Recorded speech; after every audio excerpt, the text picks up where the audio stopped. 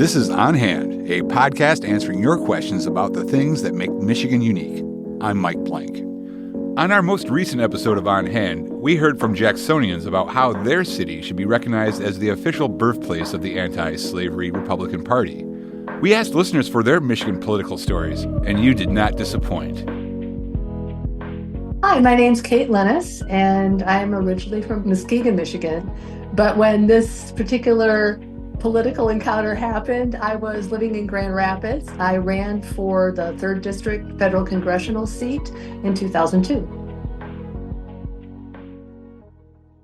I was very active in the Kent County Democratic Party. And back then, it was very, very red, but we didn't want to be unrepresented. And so people would volunteer to run just so that the incumbent wouldn't be unopposed. And so I volunteered in 2002. To be honest, I have been a political junkie my entire life. I used to skip school to watch Watergate hearings. And so I was actually very enthusiastic about doing it.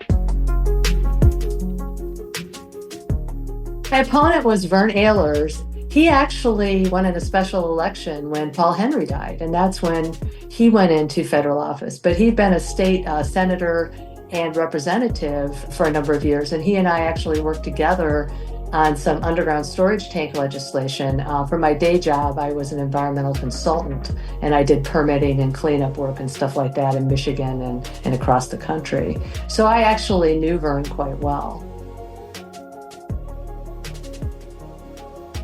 I just got out and pounded the pavement, met a lot of people.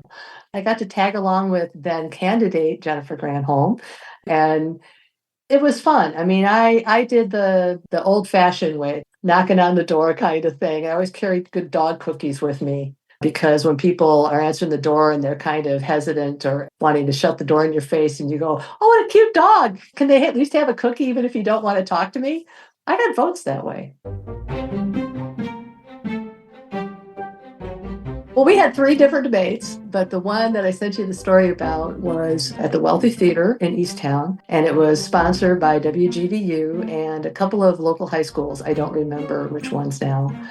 It was great to hear what was on the mind of high schoolers. They were not quite of voting age yet, but it was great to see how engaged they were. It was Vern's turn to answer first, and the last question was, and keep in mind, this is 2002, what do you think, what's your position on making medical marijuana legal? And Vern just went off. I mean, he was almost fire and brimstone about it. It's like, I saw minds absolutely ruined when I was in Berkeley getting my doctorate in 1968. And, he just carried on about how awful it was. And then his last statement was, and if I had my way, I would ban alcohol again. And this gasp went through the audience. It just like rippled from the front to the back. And then I was next. And I'm sitting there, and I'm a lot younger than Vern. And this isn't all that long after Bill Clinton's famous quote, "I tried marijuana, but I didn't inhale," right? And I knew they'd ask me about it because they knew what age I was. And so I said, let me get this out of the way. Yes, I went to college in the late 70s. Yes, I inhaled. And at that point, Vern looked at me with this mixture of disgust and disappointment on his face. And I kind of looked out the corner of my eye at him, and then I answered the question. When it was all over and done with and the mics were shut off, I turned to him and I said, "What did you give me that look for?" And he says, "Well, I knew there had to be some reason you were so liberal." It was just, that comment alone made running for office worth it, even though I knew I was going to lose. So, God, it must have been about a year later, there was a state Democratic Party training session in East Lansing. And Al Gore was there. He was out of office by then. And Representative Conyers was there, John Conyers. And I was backstage with them, and I'm telling them this story. Watching Al Gore on the stump, he was so stiff and wooden appearing, particularly in things like debates. But I'd heard that he was really loose and funny and warm in person. And he laughed so hard when I got to the punchline of that story that I saw the guy that everybody said he really was. And I will treasure that. And Conyers thought I did a good Vern Ehlers imitation. I'm really glad that I ran. I don't think I'd do it now. I thought about it, but I don't think I will now. I haven't totally withdrawn. I just feel like there's too many people that are long in the tooth in politics. But I just got appointed to the City of Muskegon's Brownfield Redevelopment Authority. And, to come full circle, growing up here when it was really polluted, sometimes the air would be crunchy. Ash would fall from the big gray metal foundry that was 2 miles from our house. And there wasn't even an EPA then. And when I was a little kid, I kept saying, I'm going to fix this when I grow up. And I spent 40 years doing that kind of thing. And so now I get to come back to my hometown when we're redeveloping the Muskegon waterfront and their contaminated sites. And so it's really cool for me. I'm looking forward to being able to contribute rather than, like running for city council or something.